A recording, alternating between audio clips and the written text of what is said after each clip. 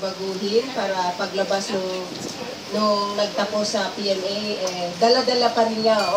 Provided with the basic tools na parang yung perfect. Kailangan mag-decide ka ng tama.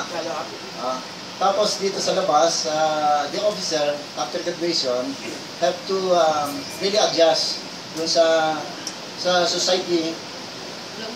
Dahil para maikan, you have to have the socio-political awareness so that you'll be able to Of course, Colonel Dulay is also a PMA. Go, sir. I'd like to add yung Papa Honor now. It's a unique system in the academy. Kasi ang purpose naman sa academy is to mold the best to be the. So kung nag-cheat ka dyan, nag-steal ka dyan, and you are lying, pwede ka nang pailan ng kaso sa batas. So yun na yung umiiral sa labas.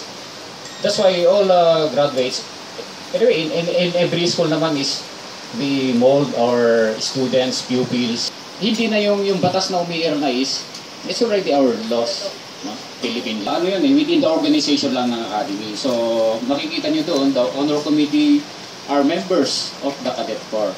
Hindi nakikialam yung doon, yung officers, kasi may officers din doon.